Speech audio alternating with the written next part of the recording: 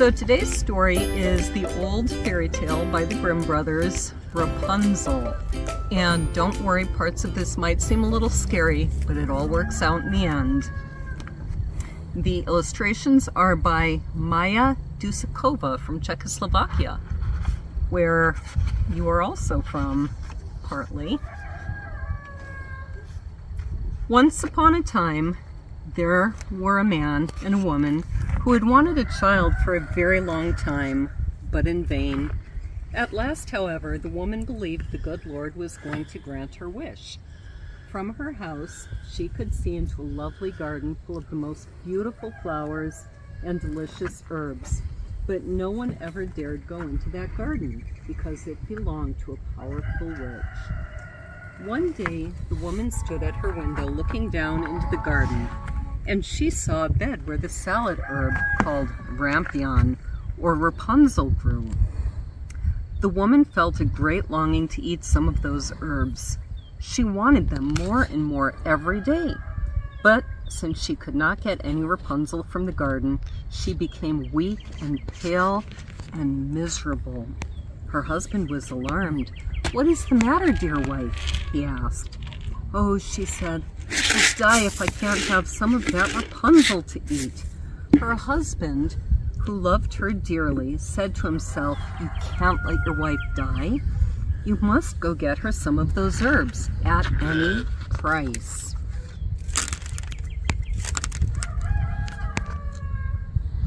So, when midnight fell that evening, he climbed over the wall into the witch's garden, hastily picked a handful of Rapunzel, and brought it home to his wife. She made it into a salad at once and ate it greedily. However, she had enjoyed the Rapunzel so much that the next day she wanted it 3 times as much as before, and she asked her husband to climb over the wall into the witch's garden again.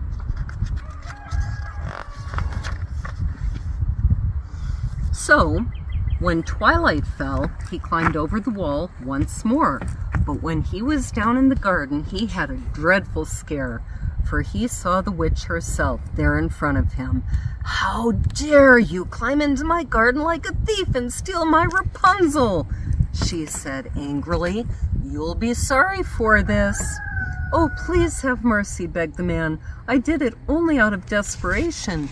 My wife saw your Rapunzel from the window and longed for it so much that she said she would die if she didn't have some to eat." At that, the witch relented slightly and said, "Very well, you can have as much of my Rapunzel as you like, but on one condition: you must give me the baby your wife is about to bear. It will be well looked after. I will care for it like a mother." In his fear, the man agreed to everything, and as soon as his wife had her baby, the witch appeared, gave the little girl the name of Rapunzel, and carried her off. It will end all right. Rapunzel grew into the loveliest child under the sun. When she was 12 years old, however, the witch shut her up in a tower that stood in the middle of the forest and had neither stairs nor a door. When the witch wanted to get in, she would stand at the foot of the tower and call, "Rapunzel, Rapunzel, let down your long hair." Rapunzel had beautiful long hair, as fine as spun gold, and as soon as she heard the witch's voice, she would take the long braid and wind it round a hook by the window. Then her hair fell down and down, all the way to the ground, and the witch climbed up it. One day, the king's son happened to be riding through the forest, and as he passed the tower, he heard a song, such a beautiful song that he stopped to listen. It was Rapunzel singing sweetly to pass her time in her lonely tower. The prince wanted to climb up to her and looked for a doorway into the tower, but there was no door to be found. He rode home, but the song had moved his heart so much that he went back to the forest every day to hear it. There he is, standing and listening. One day, when he was standing behind a tree, he saw the witch come along and heard her call, "Rapunzel, Rapunzel, let down your long hair." Then Rapunzel let her braid of hair down, and the witch climbed up to her. "If that's the ladder leading up into the tower," thought the prince, "I will try it myself." The next day, when dusk was falling, the prince went to the tower and called, "Rapunzel, Rapunzel, let down your long hair." Rapunzel let her hair down at once, and the king's son climbed up it. At first, Rapunzel was alarmed to see the king's son come in, for she had never set eyes on a man before. However, the prince began talking gently to her, telling her that his heart had been so moved by her singing that he could not rest until he saw her for himself. Then Rapunzel forgot her fears, and when he asked if she would marry him, she said yes and put her hand in his. "I will go with you gladly," she said, "but it will be difficult for me to get down from this tower. Every time you come to see me, you must bring me a silken cord.